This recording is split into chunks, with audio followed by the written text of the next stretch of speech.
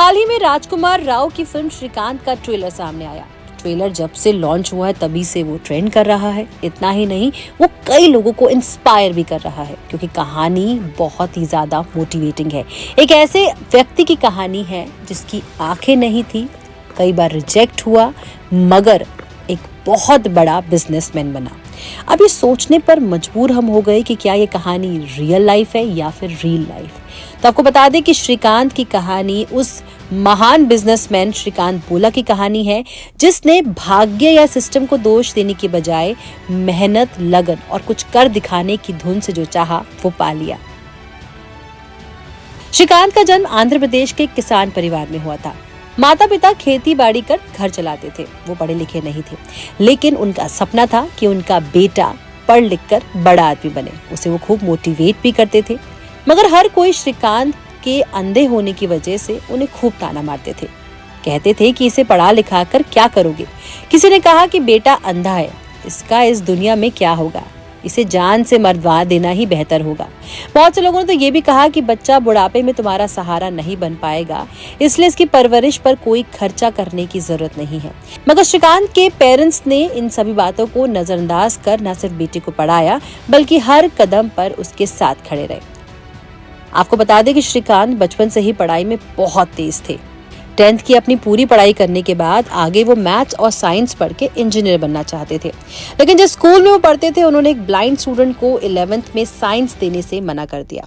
इसके बाद श्रीकांत ने कई स्कूलों में ट्राई किया, मगर वो हर जगह सिर्फ रिजेक्ट होते रहे।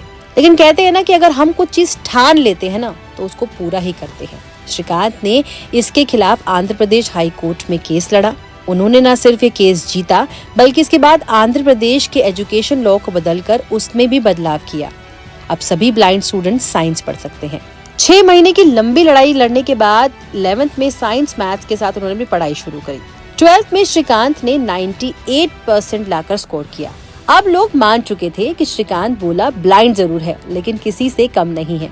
इतने अच्छे मार्क्स लाने के बावजूद IIT ने उन्हें ब्लाइंड होने की वजह से एडमिशन नहीं दिया। आपको बता दें कि IIT से रिजेक्ट होने के बाद वो काफी ज्यादा डिमोटिवेट हुए थे, मगर कहते हैं ना कि हमारे लिए कुछ और ही अच्छा लिखा होता है। यहाँ तो वो रिजेक्ट हो गए, लेकिन MIT बॉस्टन ने उन्हें एडमिशन दिया। यहाँ मैनेजमेंट साइंस पढ़ने वाले पहले इंटरनेशनल ब्लाइंड स्टूडेंट बने थे श्रीकांत बोला। MIT को यूनाइटेड स्टेट्स का बेस्ट टेक्निकल इंस्टीट्यूट माना जाता है।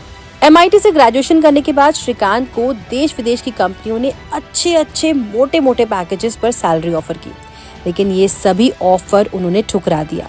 वो समझ चुके थे कि उनकी तरह हर एक आदमी इतनी लंबी और मुश्किल लड़ाई नहीं लड़ सकता। इसीलिए वो भारत में ही एक ऐसी कंपनी शुरू करना चाहते थे जहां उनके जैसे स्पेशली एबल्ड लोगों को काम मिल सके, यानी कि वो उन लोगों के लिए जॉब्स क्रिएट कर सके। हालांकि काम बहुत मुश्किल था, मगर कहते हैं ना कि कोशिश करने वालों की कभी हार नहीं होती। साल 2012 में श्रीकांत बोला ने अपनी कंपनी शुरू करी। इस कंपनी में रतन टाटा जैसे लोगों ने इन्वेस्टमेंट किया।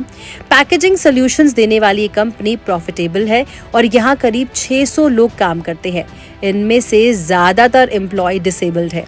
फिलहाल एक कहानी वाकई में बहुत इंस्पायरिंग है। ट्रेलर देखकर तो वैसे ही मजा आ गया।